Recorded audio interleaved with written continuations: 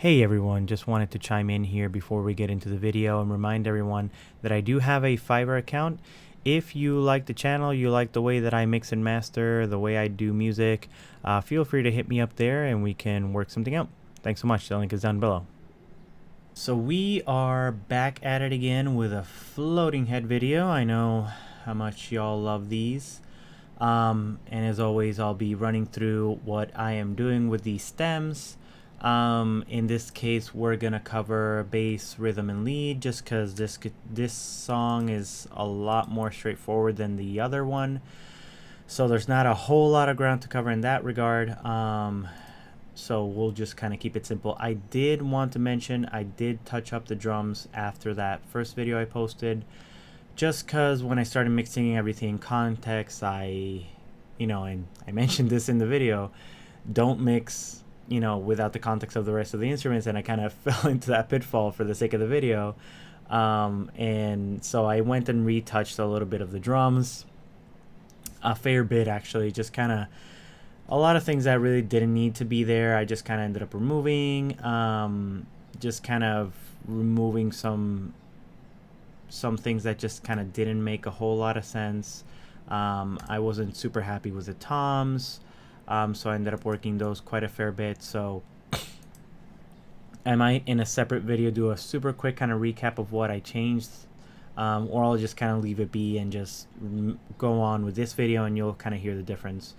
But let's go ahead and check out what we're doing with bass on this particular track. So there are two bass tracks.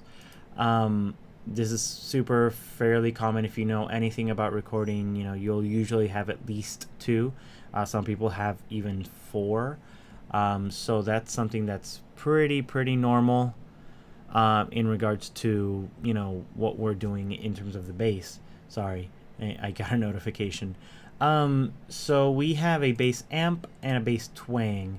And while both of these are actually amp sounds, twang you'll usually see is people messing with the DI signal and making it a lot more nasal, a lot more honky sounding. That is pretty normal. I went with the DI affected by the amp strategy, just the Logic standard Ampeg sound, and that sounds a little bit like this.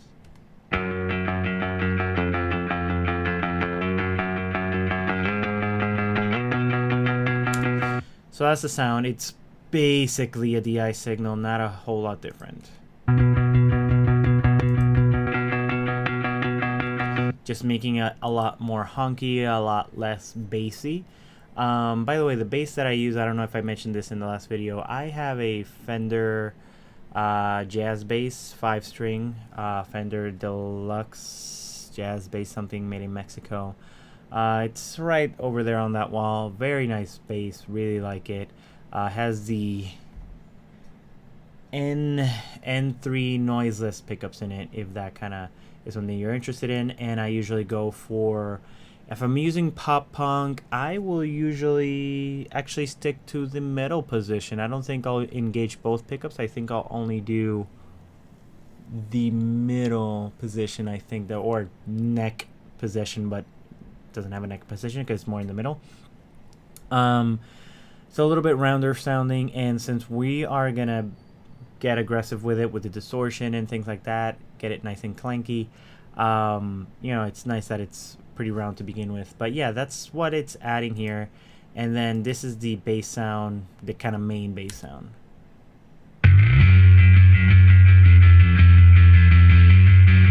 And this is what they sound like in tandem.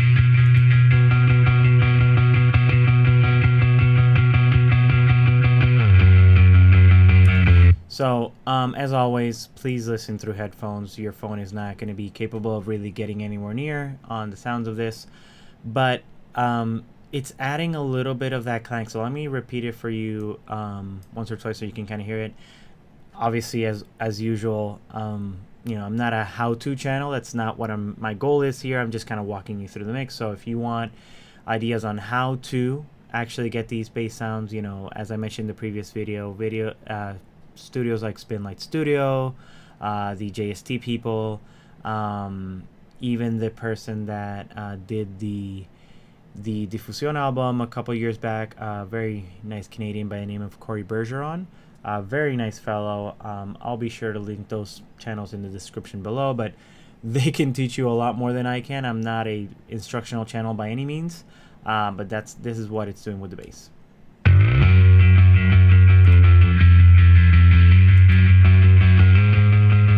So it's adding that twanginess to kind of give it a little bit more character in the context of the mix. So it's not just low-end information. In terms of the bass, we went with this Clef Grand compressor, the MJU blah blah blah. This is just to kind of tame a little bit of transients. It's just to kind of give a nice even signal. I wish I had a physical compressor to go into when I'm recording these DI sounds. I think that would be a lot better.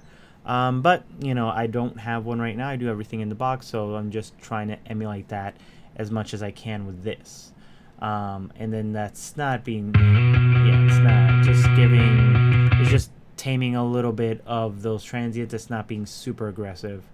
And it pretty much doesn't color the sound too much. Going into the parallax, as usual, Dave Otero punch preset just to give that kind of nice punchiness. And I'm actually running this into another Logic amp just because I don't know, it sounded right to me, and we can hear how it sounds like without.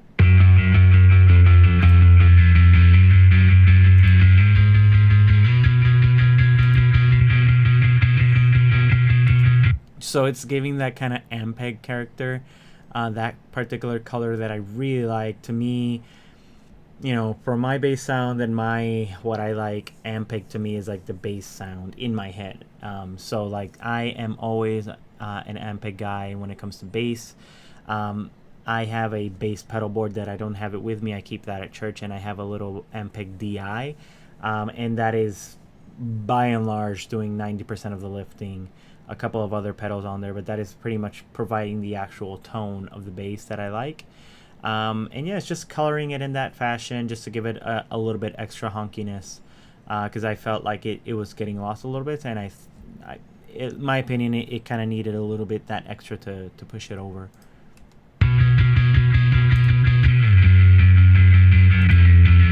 Yeah.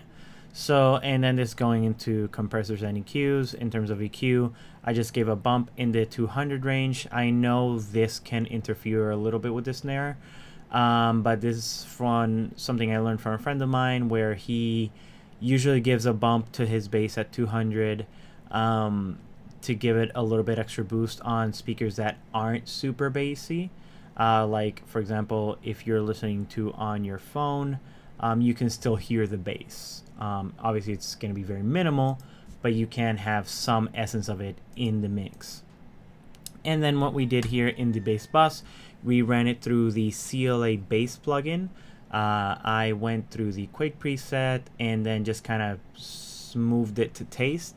As I always say, don't let anyone tell you that you can't use presets. That's so dumb. You know, CLA and these other producers, they have 20, 30, 50 years of experience in the booth, and obviously you're always going to move it. It gives you a starting off point. It's not meant to be your sound. It's supposed to give you a little bit of a helping hand. Obviously there can be a case where you can, you know, you should be able to learn how to dial these yourself or whatever, and that's fair. I understand that, but you know, sometimes you just want to get something done and you're chasing a particular sound. And in my case, I was not 100% happy with the bass. I wanted to sound a little bit different, a little bit edgier, a little bit more aggressive. So let's see what that sounds like with and without.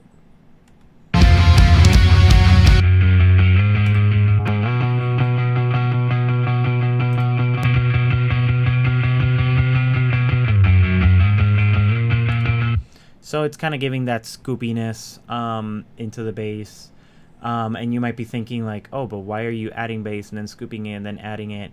It's all coloring the sound in different ways. Again, you know, I'm not a how-to channel. I just kind of go off of my experience and my ear, just kind of like, that sounds good in the mix, and that's kind of how I roll with it. I don't give it too much thought. and then I have I'm running the kick into it so it can duck it a little bit and play nice with the drums. On to guitars. So, guitars. What are we doing for the guitars? We have 4 layers in the main guitars. 2 of these layers are mainly in the choruses only, just to give that extra bit of width and just hugeness to the guitars, and then the 2 main rhythms that are playing throughout. But let's start at the beginning. This is a little trick that I'm not claiming to have invented it, obviously, because I assume many people do this, but this is the way that I like to get kind of like a customized little riser pad thing, where I will ring out the chord with some reverb, and then I'll actually cut it and invert it, so where the hit is and the trail will start at the trail and it'll go up in reverse, and then once it hits the initial hit, it'll actually tail off. So let's listen to how that sounds here. But this is my favorite way to make like a really cool, almost organ sounding kind of intro guitar, which I really like.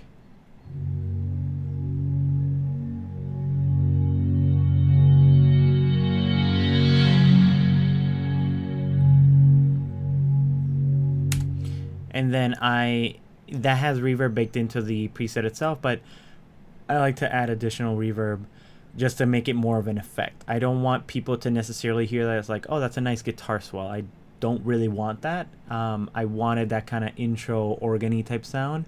And as you might know, I don't play keyboard, so this is my way of how to get that sound mixed at 100% to just nice, super washy, and it just trails off for a really long time. Right?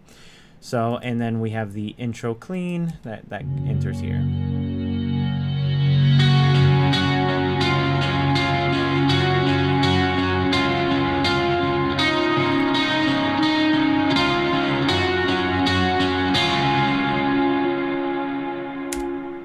As always, as I do with all of my guitars, this is archetype Nolly.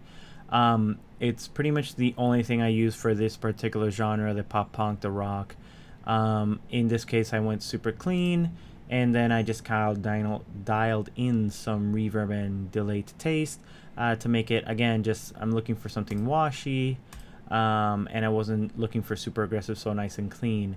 I went with the 414, and then the Ribbon 160. I think I had this 57, but I wanted a little bit darker kind of sounding guitar, and I think pretty much all of them pretty much have this exact same configuration. It's just the amp configuration changes. But yeah, that's how that intro guitar is doing. Let's look at the actual rhythm guitar. So I will preface this. These guitars you will hear, they're not 100% snapped to a grid. I recorded these guitars obviously with a metronome, and I do edit them after the fact, but I'm not of the mindset of just kind of snapping 100% everything to grid. Sue me if you want. I think for the type of sound that I usually pursue, that kind of more polished live sound is, I guess you could say, what I'm kind of going for here. Like, it sounds a little bit live, it sounds a little bit studio. It's kind of like a mix in between both. If that's not your spell, that's fine. It doesn't have to be, but that's just how I end up usually recording. I do, again, edit things, but you know, if one guitar strikes 0.25 milliseconds after, you know, that's fine. In terms of the actual processing, I took the archetype. I wanted to save it on CPU, so I went ahead and just bounced it, and I did additional processing on the bus. But let's listen to how they sound, and then we'll see what I did here.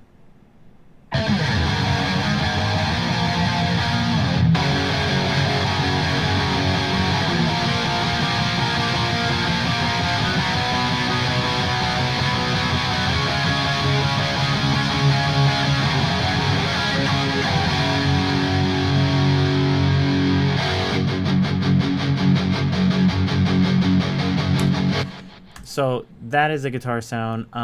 Like I mentioned, these are Nolly.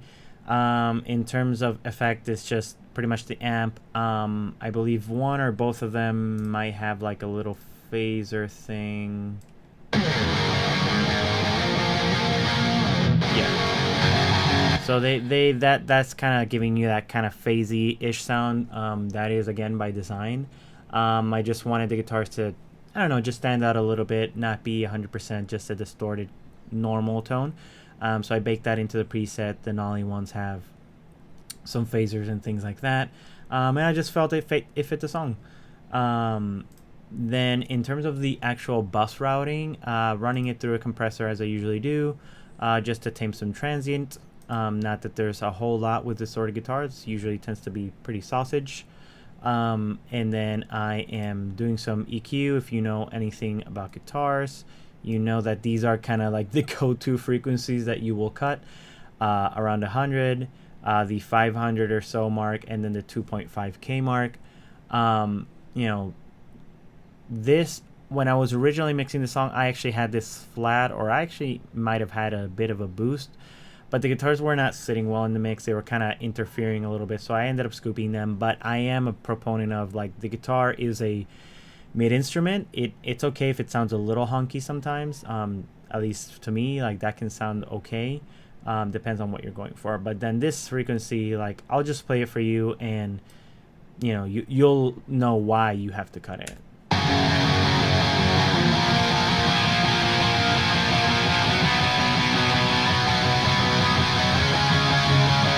So hopefully you were able to hear that. It's that little little airiness that the more you distort the guitars, the more air you're introducing, that kind of fizziness. So I always cut that out. Went a lot with the CLAs in this particular mix. I don't know why. I think just like this particular plugin, the bass one and the guitar one, just kind of suited the song very well. So I just kind of ended up using them. In terms of the actual settings, I went with the metal pedal, just because, same as with the bass, like, I was about 80% happy with it, but not 100%, so I just ended up using this, and this is what it sounds like with and without.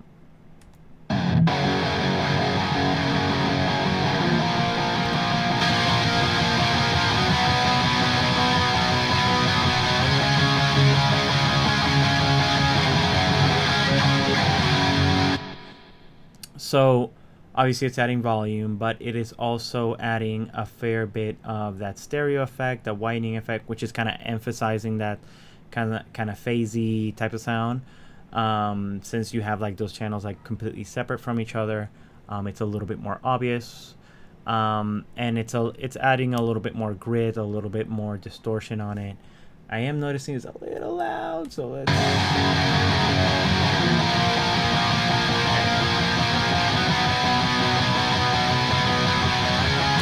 We have enough on the actual bus that, you know, we can push it a little bit harder. As usual, the heat wave plugin, always F14 with guitars. I even made a preset on it because it's like, it's just a number that for some reason feels good on them. And then finally, I added some EQ just to get rid of a little bit more of that airiness that the CLA plugin introduced. Same thing.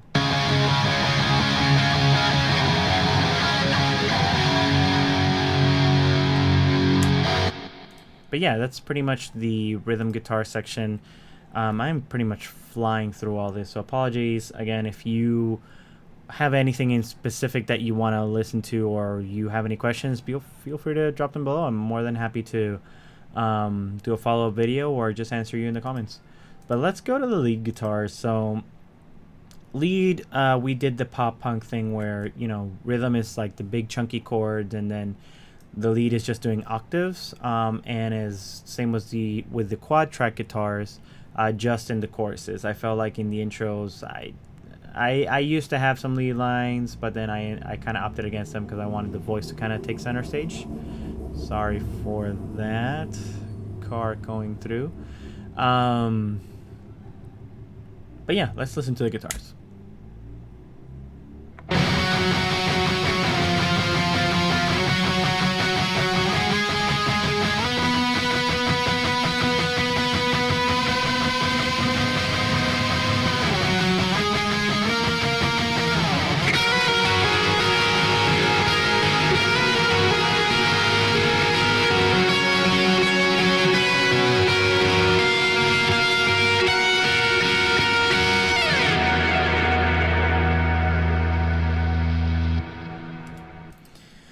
So this is a kind of instrumental portion of the song, and I wanted the kind of melody line in there, so that guitar kind of overtakes the leads when it is present. Again, that is by design. It's like this big washy reverb type of thing. Also use CLA guitar here. I had forgotten that.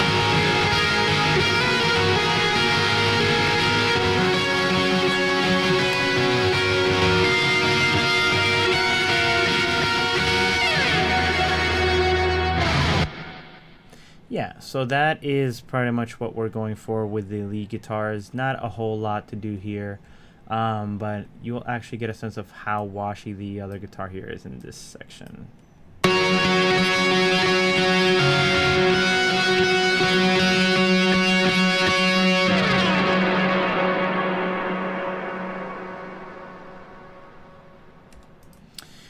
And that's just kind of trying to create as much space as I can with those guitars to kind of fill out those moments where the voice is not singing. Just wanted those reverb trails to be like nice and loud to give you a sense of space. But yeah, that's pretty much it when it comes time with the guitars. Like I mentioned, pop punk in general, like it's a pretty straightforward genre in terms of the tones. There's not a whole lot of variety. You know, if you want to stick closely to the genre, as you can probably tell from this one, this has a big inspiration with kind of Simple Plan, their type of arrangement and their sound. So that is very much what we are going for here. But let's listen to how it sounds like in context. Let's go ahead and put that kind of half of that chorus in.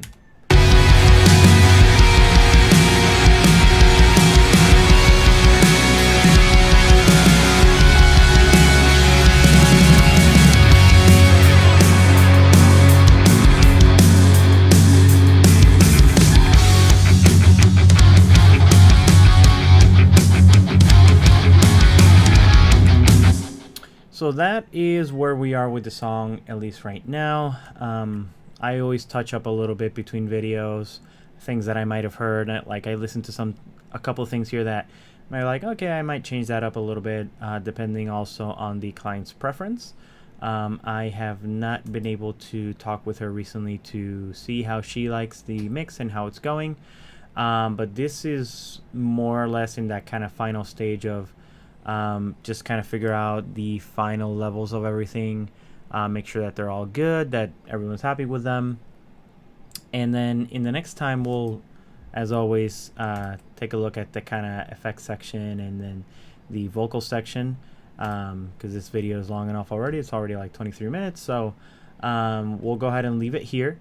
If you like the content that's being produced by this channel, go ahead and leave it a like, give a comment. Share it with your friends if that's your sort of thing. Subscribe to the channel if that's your sort of thing. I'm not one for begging for views or anything like that, but we are growing. The subscriber count is growing. Oh my god, I'm totally tongue-tied. The subscriber count is growing. The views are growing, so very happy with that. And then next time I'll give you a bit of a preview on the voice, actually, to kind of let you know what are we doing here. Voy a correr a tus brazos. Sujétame fuerte Voy a correr a tu. That's all you're getting. But yeah, we will take a look at this in the next one, and we'll see what kind of production effects we're using on this one. But as always, if you like the channel, links down below, like, share, I already said all that. See you next one.